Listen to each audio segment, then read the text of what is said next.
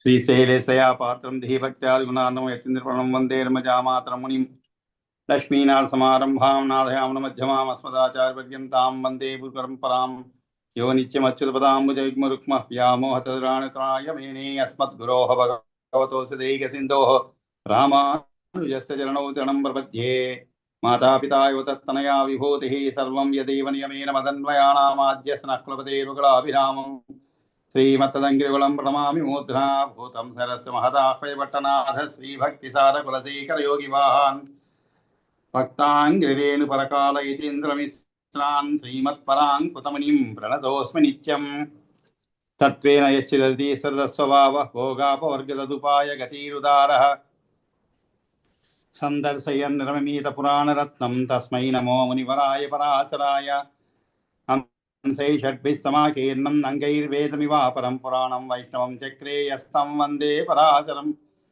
व्यासं वसिष्ठनप्तारं शक्त्यै पौत्रमकल्मषं पराशरात्मजं वन्दे सुखदातं तपोनिधिं व्यासाय विष्णुरूपाय व्यासरूपाय विष्णवे नमो वै ब्रह्मनिधये वासिष्ठाय नमो नमः पुराणं वैष्णवं चैतसर्वकिल्बिषनाशनं विशिष्टं सर्वशास्त्रेभ्यः पुरुषार्थोपपादने भारते भगवद्गीता सर्वशास्त्रेषु मानवः वेदेषु पौरुषं सूक्तं पुराणेषु वैष्णवं तत्कर्म यन्न बन्धाय यथा विद्याया विमुक्तये आयासाय परं कर्म विद्यान्याशिल्पनैपुणं श्रीविष्णुचित्तपदपङ्कजसङ्गमाय चेतो मम स्पृहयते किमतः परेण नो चेत् ममापि यतिशेखरभारतीनां भावः कथं भवितुमर्हति वाग्विदेयः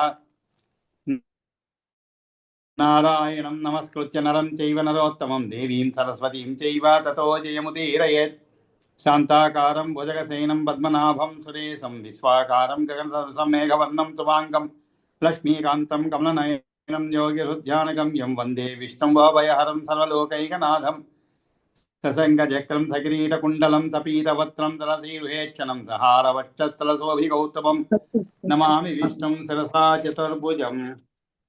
అందరికి కూడా నమస్కారం అండి. మనం శ్రీ విష్ణు పురాణంలో తృతీయ అంశలో 8వ అధ్యాయం ఈరోజు ప్రారంభించాలన్నమాట. అంటే 8వ అధ్యాయం ఈరోజు ప్రారంభించాలి. 7 అధ్యాయాల వరకు పూర్తి చేసుకున్నాము 13వ తారీఖు. నిన్న కొంచెం అనివార్య కారణాల వల్ల ముందు పెడదాము క్లాస్ అనుకొని ఒక సెషన్ అయినా అది కూడా వీలు కాలేకపోయింది. కాబట్టి ఏదో ఆశ చూపి మళ్ళా ఇవ్వకుండా పోయినట్లుగా అనుకొని తర్వాత క్లాస్ తీసుకోలేకపోయాము. కాబట్టి ఈరోజు మనం 8వ అధ్యాయంలో మొదటి శ్లోకం నుంచి ప్రారంభించాలన్నమాట. అంటే మనకి 7వ అధ్యాయంలో ముఖ్యమైన విషయం ఏంటంటే శ్రీమన్నారాయణుడు ఒక్కడే అందరికీ కూడా దైవం అనేటువంటి విషయాన్ని వైవస్తుడైన యముడు చెప్పినది నీకు తెలియజేశాను, అది నీ ప్రశ్నకు పూర్తిగా అనుకూలమైన సమాధానం, ఇక మీద ఏం కావాలని కోరికతో ఉన్నావు అని అడగడం, పరాశర మహర్షి అడగడం మైత్రేయిని చదువుకున్నాం అనమాట. కాబట్టి అంతకు ముందుగా ఏ విధంగా యముడు మనకి అందరికీ తెలుసు, యమకింకరుడికి చెప్తాడనమాట, నీవు విష్ణు భక్తుడిని మాత్రము దగ్గరికి పోవద్దని చెప్పడం. దానిని యమగీతలు అనేటువంటి 14వ శ్లోకం నుంచి అత్యంత భక్తి గల ప్రపన్నులను విడిచిపెట్టు, వైష్ణవులు కాకుండా ఉన్న ఇతరులకి నేను ప్రభువుని చెప్తానమాట.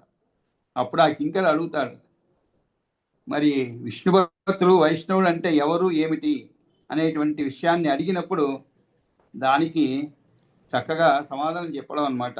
ఆ తర్వాత ఏ భేదం లేని బంగారం, కంకణం, కిరీటం, కుండలం మున్నగు అనేక భేదాలతో నానావిధ రూపాల్లో కనిపిస్తున్నట్లే ఒక్కడైన భగవంతుడైన శ్రీహరి దేవతలు, జంతువులు, మనుష్యులు మనకు కాల్పనిక రూపాలలో బహురూపునిగా కనిపిస్తున్నాడు అని చెప్పి చెప్పడం. ఆ తర్వాత అతని యొక్క విష్ణు భక్తుని యొక్క లక్షణాలు చెప్పడం అనమాట. ఎలా ఉంటాడు విష్ణు భక్తుడు అంటే, వైష్ణవుడు, నిజమైన వైష్ణవు అంటే ఎవరు ఏమిటి అనే విషయాలన్నీ కూడా చాలా వివరంగా చెప్పడం జరుగుతుంది అనమాట. ఇది మనం 7వ అధ్యాయంలో చదువుకున్నటువంటి విషయం అనమాట. కాబట్టి ఈరోజు మరి 8వ అధ్యాయంలో చాతుర్వర్ణ్య ధర్మ కథనం, అంటే మనం శ్లోకాలు చదివాం అనుకుంటాను, కాబట్టి ఒక్కొక్క శ్లోకాన్ని కూడా చెప్పుకుంటూ ముందుకు పోదాం. దీంట్లో చాతుర్వర్ణ్య ధర్మ కథనం అనేటువంటిది ముఖ్య విషయం అనమాట. అంటే చాతుర్వర్ణ్యం యొక్క చాతుర్వర్ణ్యము అంటే చతుర్వర్ణాలు తెలుసు మనకి. అంటే బ్రాహ్మణులు, క్షత్రియుడు, వైశ్యుడు, శూద్రుడు అనేటువంటి చాతుర్వర్ణ వారి యొక్క ధర్మాలు ఏమిటి అనేటువంటి విషయాన్ని ఈరోజు మనం ఈ 8వ అధ్యాయంలో చదువుకుంటాం అనమాట.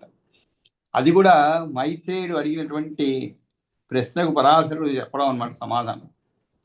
శ్రీ మైత్రేయ ఉవాచ. ఇప్పుడు మైత్రేయుడు అడిగాడు ఏమని? భగవాన్ దేవ సంసార విజిగీషుభిః సమాఖ్యాహి జగన్నాథో విష్ణురారాధ్యతే యథా. దీనికి కూడా మనం ఎవరన్నా పూజించాలంటే దానికి ఒక పద్ధతి ఉంటుందండి. మామూలుగా పూజించేటంటే ఏంటి? అర్ఘ్యపాద్యాదులు ఇచ్చి ఆ తర్వాత ఏ విధంగా స్తుతించాలి ఏమిటి అనేటువంటి పద్ధతి ఉంటుంది. ప్రతిదానికి కూడా మనం ఒక ప్రోటోకాల్ అంటాం, ఆ విధంగా ఉంటుందన్నమాట. అంతేకాదు మనం ఏదైనా ఒక చిన్న ప్రోగ్రాం చేయాలంటే ఇంట్లో ముందు ఏం చేయాలి, లేదు బయట కానీ ఏ విధంగా చేయాలి అనేటువంటిది ఒక పద్ధతి ఉంటుందన్నమాట. ఆ విధంగా ఇక్కడ భగవంతుడకు పరాశరమునీంద్ర భగవాన్ దేవ. భగవన్ అంటే ఇక్కడ పరాశరమునీంద్రుని మైత్రేయుడు అడుగుతున్నాడు అనమాట. కాబట్టి భగవన్ అనేది ఈ పరాశరమునీంద్రునికి సంబోధన అన్నమాట. ఆయనకి ఇచ్చినటువంటి సంబోధన, ఆయన చేసే సంబోధన ఎవరు? మైత్రేయుడు. కాబట్టి శ్రీ మైత్రేయ ఉవాచ అంటే మైత్రేయుడు అడిగాడు ఏమని? భగవన్ అంటే భగవంతుడు పరాశరమునీంద్ర భగవాన్ దేవ. ఇక్కడ సంసార విజిగీషుభి అన్నారు. విజిగీషుభి అంటే జయించాలనుకునేవారు, నిజంగా సంసారాన్ని జయించాలనేటువంటి వారు అని అర్థం.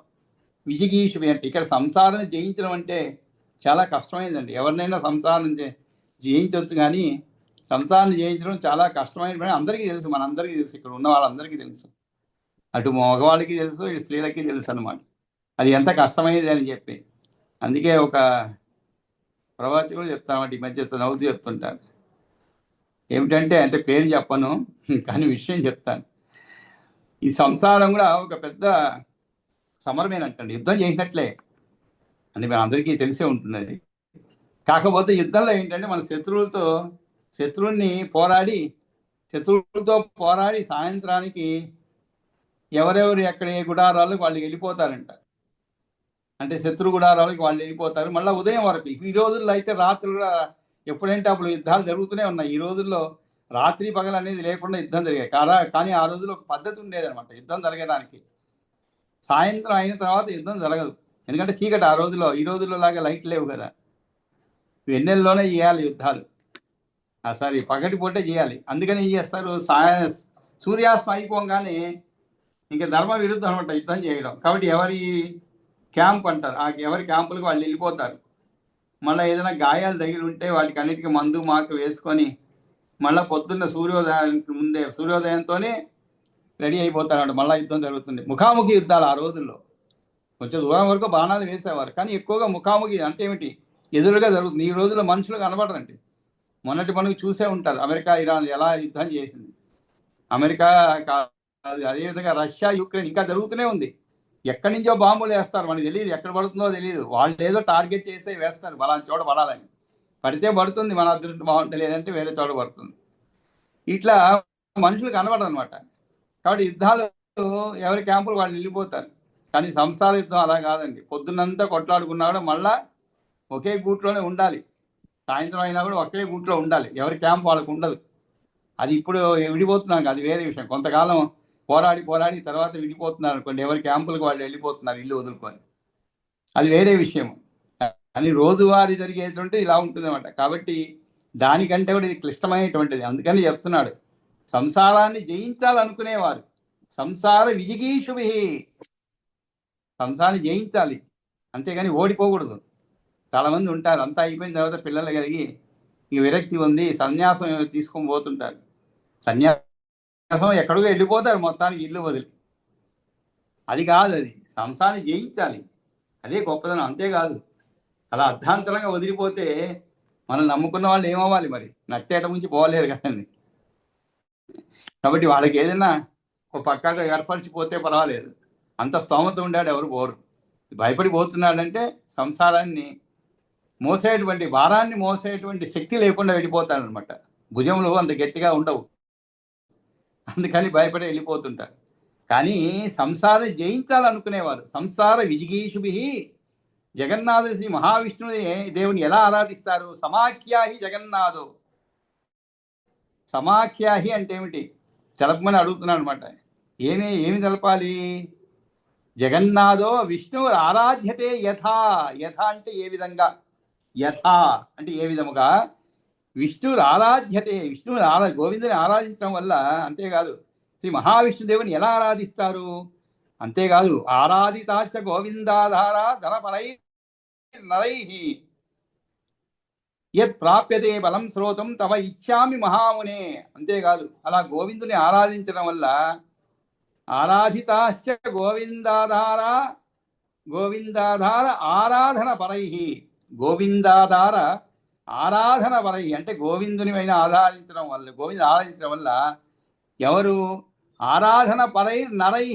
ఆరాధన పరై అంటే ఏమిటి? ఆరాధనాసక్తమైనటువంటి నరులకు ప్రాప్తించేటువంటి యత్ ప్రాప్యతే ఫలం, ఏ ఫలం లభిస్తుంది?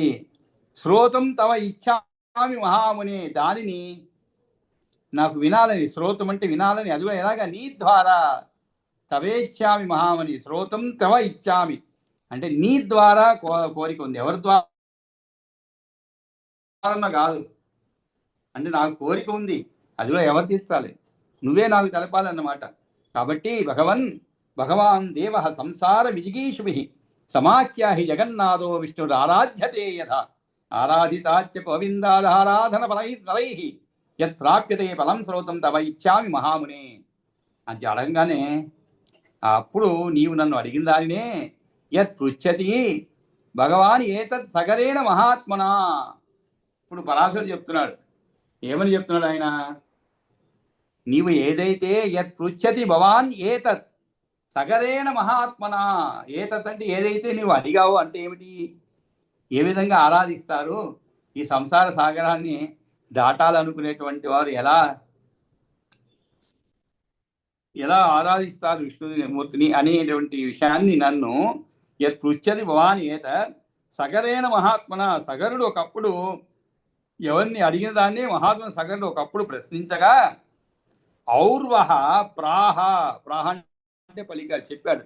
ఔర్వడు అనేటువంటి వార్తను ఆయనకు ఇలా సమాధానం యథా పృష్ట తత్ మే కథయత శృణు. ఔర్వహ ప్రాహ యదా పృష్ట తత్ మే కథయత శృణు. పృష్ట తత్ మే కథయత శృణు. యథా పృష్ట అంటే ఏమిటి? ఏ విధంగా అడగబడ్డాడో ఎవరు?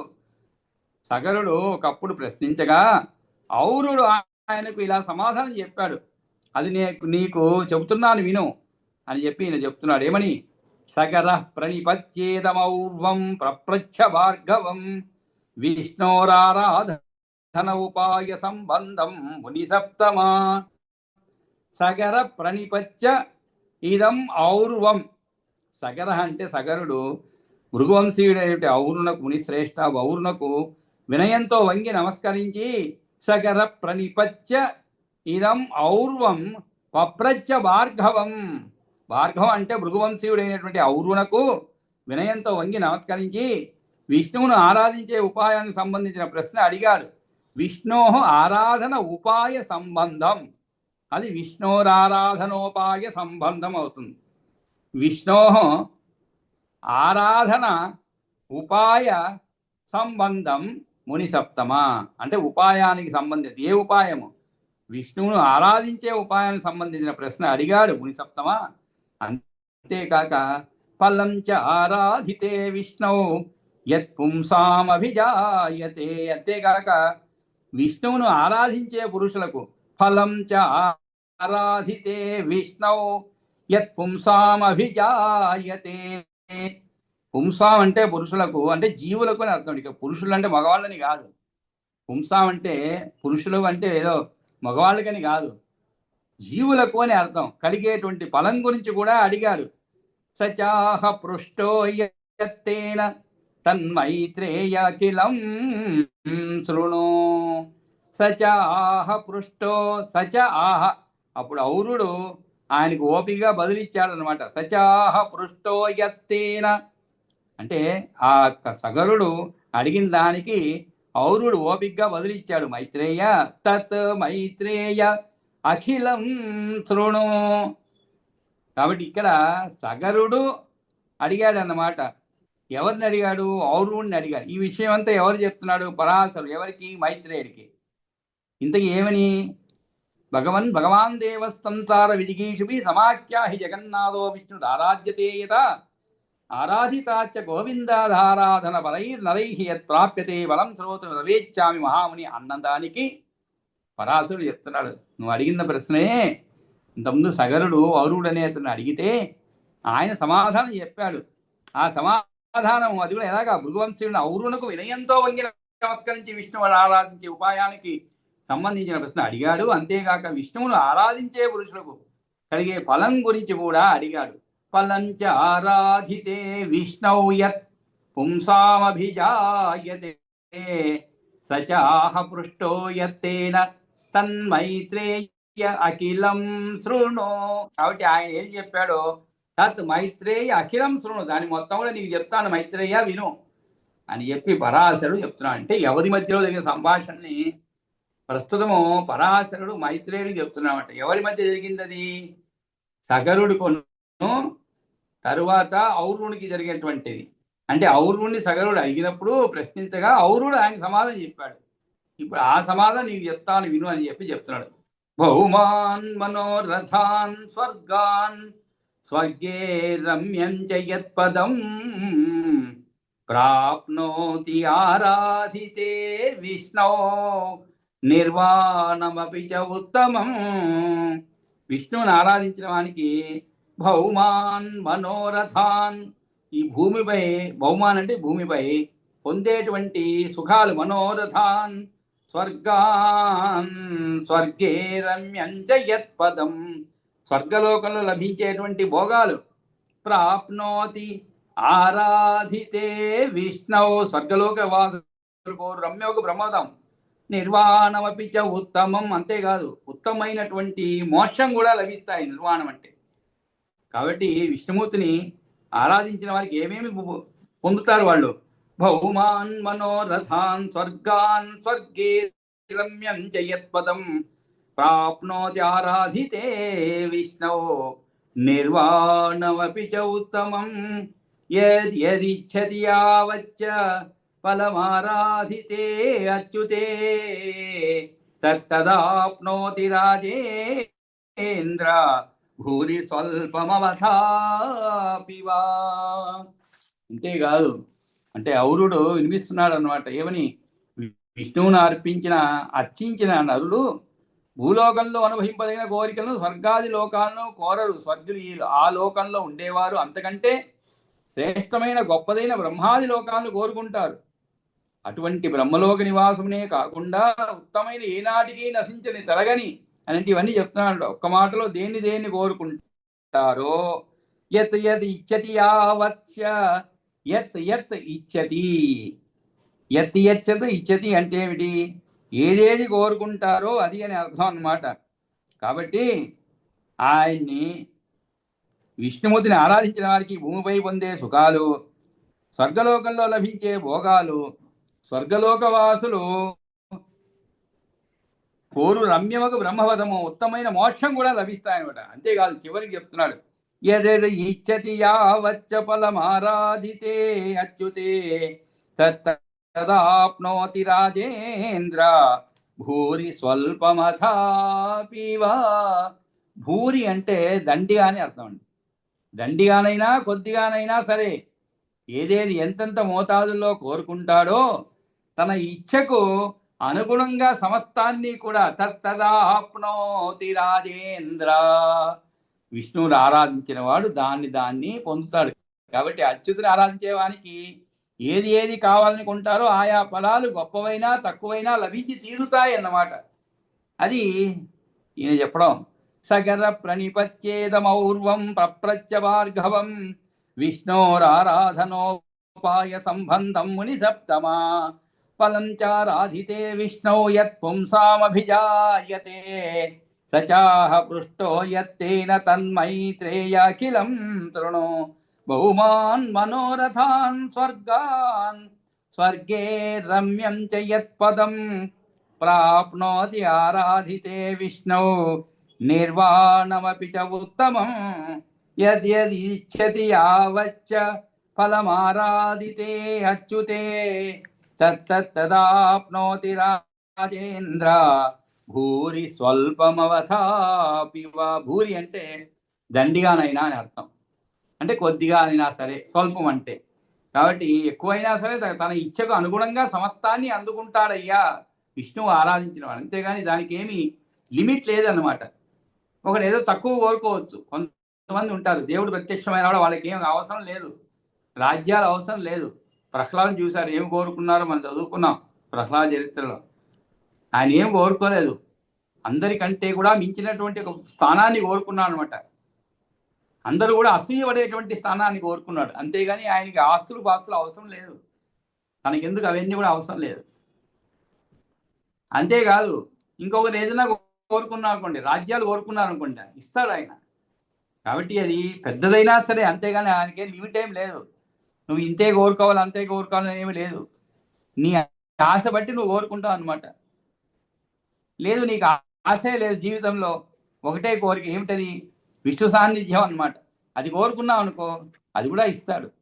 కాబట్టి ఏదేది కోరుకుంటే తదాప్నోది రాజేంద్ర భూరి స్వల్పం అథాపివా.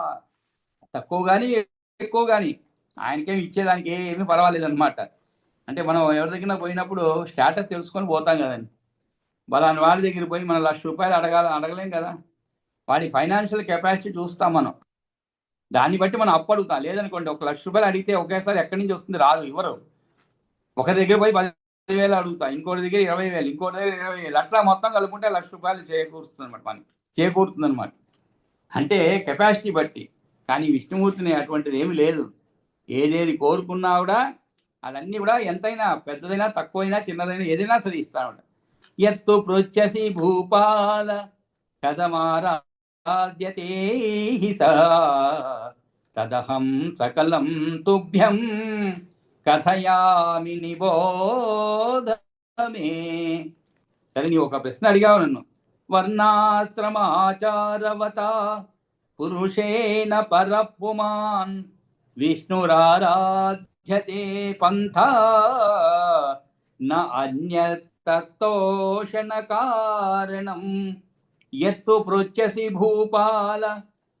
నీవు ఒక ప్రశ్న అడిగావు, మహీపాల, శ్రీ మహావిష్ణువు పూజించడం ఎలా అని నీవు అడిగావే. ఎత్తు పృచ్ఛసి అంటే అడిగావే భూపాల రాజా, ఏమని? కథం ఆరాధ్యతే సహ. సహ అంటే ఇక్కడ శ్రీ మహావిష్ణువు. ఆయన్ను కథం ఆరాధ్యతే అంటే ఆయన ఎలా పూజించాలి, అన్నిటికీ ఒక పద్ధతి ఉంటుంది కదా, ఇందాక చెప్పుకున్నాం. పూజా విధానం ఉంటుంది అన్నమాట. అంటే లేకుంటే కూడా ఇంకొకటి అండి, దేవుణ్ణి మనం స్తుతించి ఆయనకి ఏదో బ్రహ్మాండమైనటువంటి పదార్థాలు ఆరగింపజేస్తేనే, లేదు నైవేద్యం పెడితేనే ఆ సంతృప్తులు అవుతాను లేదు. మనకి శ్రీకృష్ణ చెప్పాడనమాట, ఏదైనా సరే తృణము పణము ఏదైనా సరే ఆయనకి ఒకటే అనమాట. జలం కానీ ఏదైనా సరే, ఏది లేదనుకోండి, నీరు వదిలితే కూడా చాలు, సంతోషమే ఆయనకి. ఆ విధంగా ఇది అది అడగడు అనమాట. కానీ మనం భయానికి మనం ఇస్తుంటాం. మనం ఉదాహరణకి ఎవరి దగ్గర ఒక పై అధికారి దగ్గర పోయాం అనుకోండి, ఉదాహరణ చెప్తున్నాను. మనలో ఎలా ఉంటుంది, మానసిక పరిస్థితి ఎలా ఉంటుందంటే, వాడి పోతే ఏదైనా ఇస్తే మరీ తక్కువ అవుతుందేమో, మన పని అవ్వాలి కదా. ఒకవేళ ఏమి ఇవ్వలేదు అనుకో, ఈ చండాలు ఏమి ఇవ్వలేదని పని చేస్తాడో లేదో, లేదు ఇద్దాము అనుకున్నాం, ఏదైనా ఒక గిఫ్ట్గా ఇద్దామా, లేదు ధన రూపేణ ఇద్దామా, ఇవన్నీ కూడా ఏమిటి, లంచమే, వేరేం కాదు, లంచమే. ఏ రూపంలో ఇవ్వాలని పెద్ద ప్రశ్న అన్నమాట. ఒకవేళ ఆయన కొంచెం నీతిమంతుడు అనుకోండి, ఈ డబ్బాసు పెట్టగానే ఆయన పెట్టలేకపోయి అసలు పని అవుతుందా అవుతుంది, ఇన్ని సందేహాలు ఉంటాయి.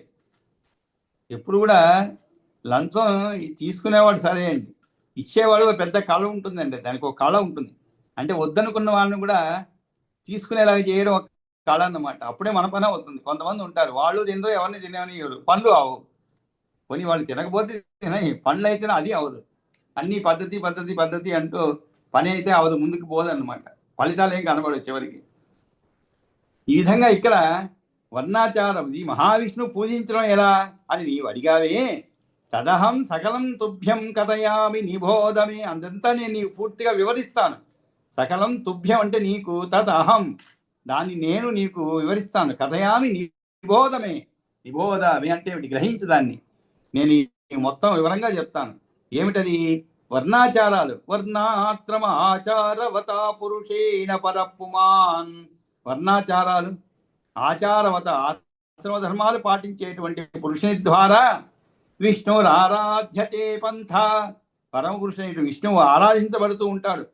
ఆయన సంతోషపరచాలంటే వర్ణాశ్రమ ధర్మ పాలన తప్ప వేరే దారి లేదు. విష్ణురారాధ్యతే పంథ అంటే మార్గం.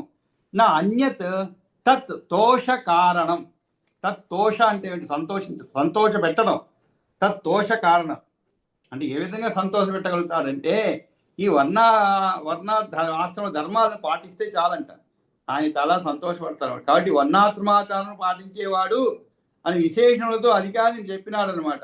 ఏమని? వేదములను చెప్పడానికి విరుద్ధమైనది కాకుండా పురాణములు, ఆగమములు మొదలైన వారి యందు సూచింపబడిన ఆచారములు, కర్మలను చక్కగా ఆచరించేవాడే విష్ణు ఆరాధన చేయడానికి తగిన వ్యక్తి. అంతేగాని విరుద్ధముగా నడిచేవాడు తగడు. ఇతరుడు వేదము ఆదేశించిన ధర్మములను వదిలిపెట్టినందువలన విష్ణువు గురించిన వ్రతములను ఆచరించుట, దీక్షపూనుట, భగవన్నామ కథా శ్రవణములకు, కీర్తనాది రూపములకున్న అయోగ్యుడు. ఆ మార్గము ఇతరులకు చెందినది, సరైన మార్గం కాదు. ఓ మహారాజా, నీవు భగవంతుడు నారాయణుడు ఏ విధముగా ఆరాధింపబడతాడు అని కదా ప్రశ్నిస్తున్నావు.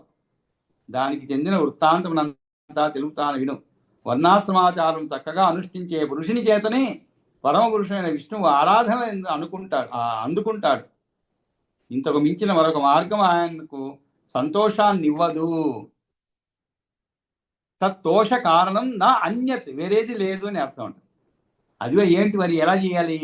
యజన్ యజ్ఞాన్ యజంత్యేనం జపత్యేనం జపన్ నృప నిఘ్నన్ అన్యాన్ హినత్యేనం నిఘ్నన్న అన్యాన్ హినత్యేనం సర్వభూతో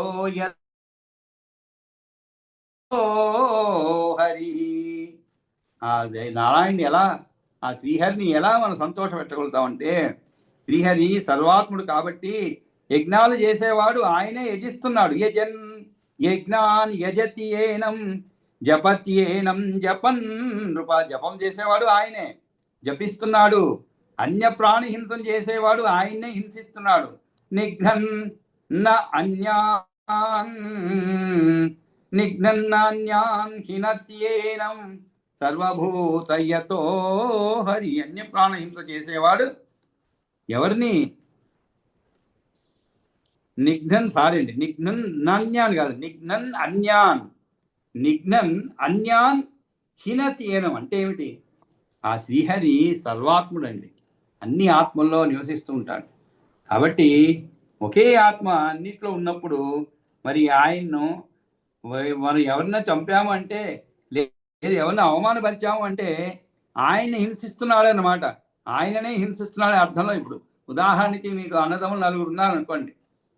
మీ అన్నదమ్ములు నలుగురిలోనూ మీ నాన్నగారు ఉంటారు, మీ అమ్మగారు, సంతానం వారికి కాబట్టి ఎవరిని హింసించినా కూడా చివరికి బాధపడేది ఎవరు? తల్లిదండ్రులు. ఎందుకంటే వాళ్ళ రూపాలే మీరు. ఆ విధంగా అందరిలోనూ ఉంటాడు విష్ణువు. కాబట్టి అన్ని ఆత్మలు, ఏ ఆత్మను మీరు హింసించినా కూడా అది చివరికి ఆయన్ని హింసించినట్లే లెక్క అన్నమాట.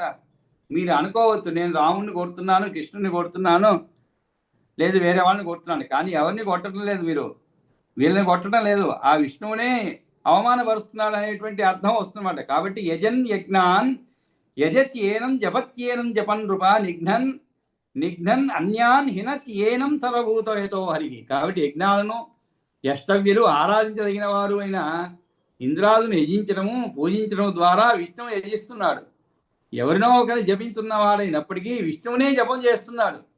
ఇతరుని హింసించినట్లయితే విష్ణువుని బాధ పెట్టిన వాడు అవుతున్నాడు అనమాట. కాబట్టి ఓ నృప, ఎవడైనా ఏ ఇతర దేవుణ్ణి ఉద్దేశించి యజ్ఞం చేసినా విష్ణువునే యజించిన వాడు. ఏ ఇతర దేవతా మంత్రాన్ని జపించినా విష్ణువుని గురించే జపం చేసిన వాడు అనమాట. అన్ని నమస్కారాలు ఎక్కడికి పోతుందండి?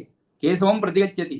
ఏ విధంగా ఆకాశం నుంచి వచ్చినటువంటి నీరు ఎక్కడికి పోతుందండి? ఆకాశాత్ పతితం తోయం సాగరమేవ గచ్చతి అంటే ఏమిటి? సముద్రానికే చేరిపోతుంది అనమాట. ఎక్కడి నుంచి ఆకాశం నుంచి పడిన నీళ్ళు ఎక్కడికి పోతుందండి? ఎక్కడికి పోదు.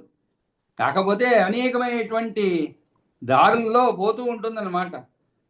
కృష్ణా కానీ ఏదైనా ఆకాశం నుంచి వచ్చిన నీరు అక్కడ కలిసి చివరికి అవంతా ఇక్కడ సముద్రంలో. అదే విధంగానే ఎవరికి నమస్కరించినా కూడా కేశవం ప్రతి గచ్చతి, ఆ శివన్ నారాయణకే చెందుతుంది. మనం అనుకోవచ్చు నేనేదో ఎవరిని పూజిస్తున్నాను, విష్ణువు, నేను హనుమంతుని పూజిస్తున్నాను, శ్రీరామచంద్రుని పూజిస్తున్నాను అనుకోవచ్చు. మీరు ఎవరైనా పూజించండి, ఆయనకేమి అసంతృప్తి ఏమి ఉండదు. అన్నీ ఆయన అవతారాలే.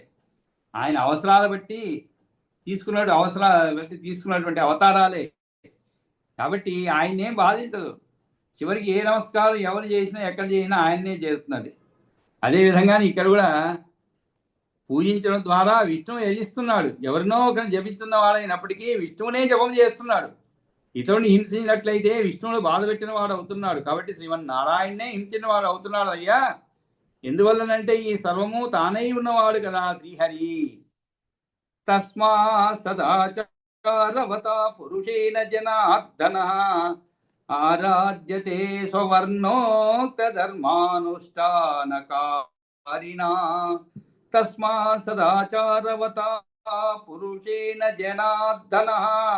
కాబట్టి సదాచారవంతుడు, తన వర్ణాశ్రమ విధించబడిన ధర్మాన్ని అనుష్ఠించేవాడు. తస్మా సదాచారవత అంటే సదాచారవంతుడు. పురుషేణ జనార్దన తమ వర్ణాశ్రమ విధించబడిన ధర్మాలను ఆరాధ్యతే స్వర్ణోక్త ధర్మానుష్ఠానకారిణ. ఆరాధ్యతే ఎవరిని ఆరాధిస్తున్నట్లు? ఆ శ్రీహరిని ఆరాధిస్తున్నట్లే. ఎలాగా? స్వవర్ణ ఉక్త ధర్మ అనుష్ఠానకారిణ.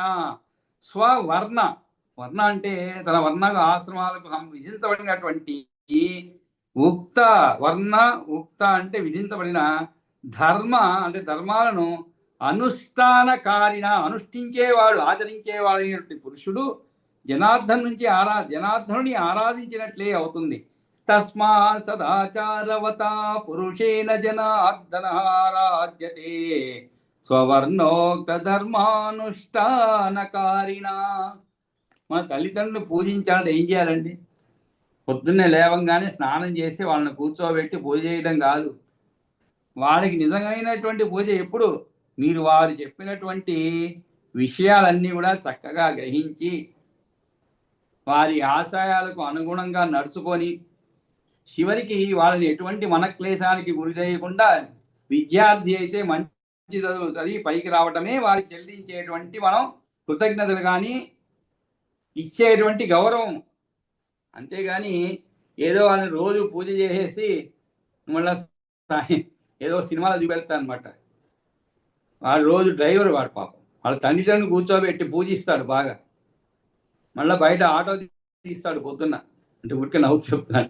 ఆటో తీసి వెళ్ళిపోయి ఆటో తిప్పుకొని సాయంత్రానికి కలిసిపోయి కాస్త బాడీ రిలాక్స్ అయ్యేదానికి, మైండ్ రిలాక్స్ అయ్యేదానికి చేయవలసిన కార్యక్రమాన్ని చేసుకొని ఇంటికి వస్తారు. రాగానే వాకిట్లో తిడుతుంటాడు వాళ్ళ అమ్మని నాన్న.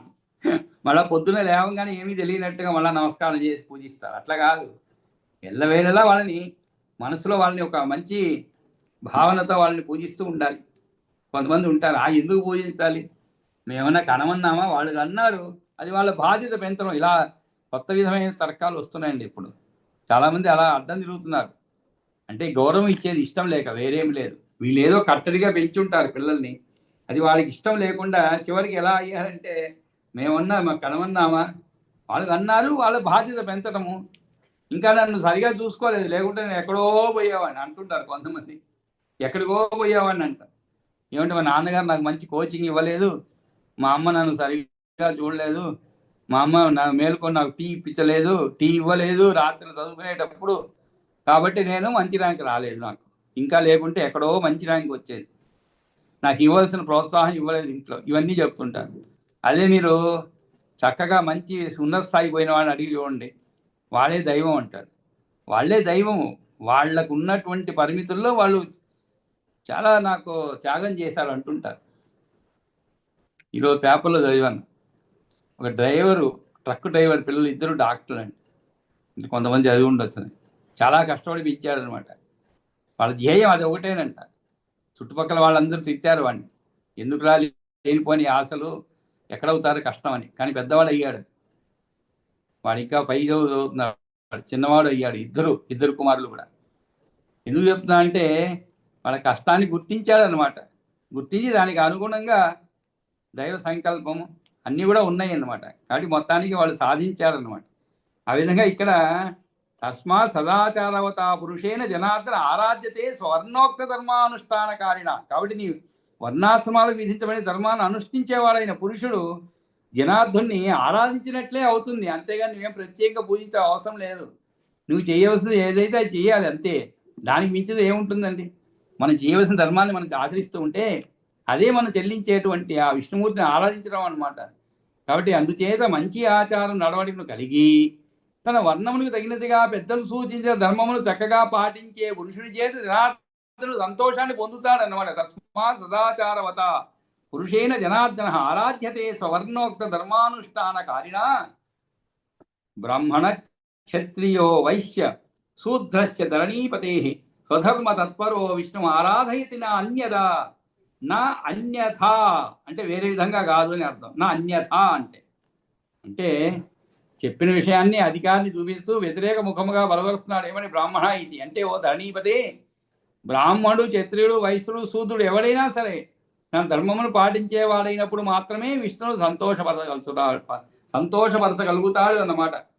బ్రాహ్మణ క్షత్రియో వైశ్య శూద్రచ్చ ధరణీపతే స్వధర్మ తత్పరో విష్ణు ఆరాధయతి నాణ్యత. కాబట్టి స్వధర్మ తత్పరో అంటే తన ధర్మంపై ఆసక్తి అలవాడై విష్ణువుని ఆరాధిస్తాడు. మరొక విధంగా మాత్రం కాదు.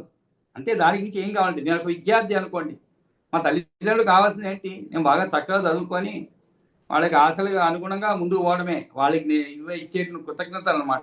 వేరేం అవసరం లేదు. రోజు చెప్పాల్సిన అవసరం లేదు.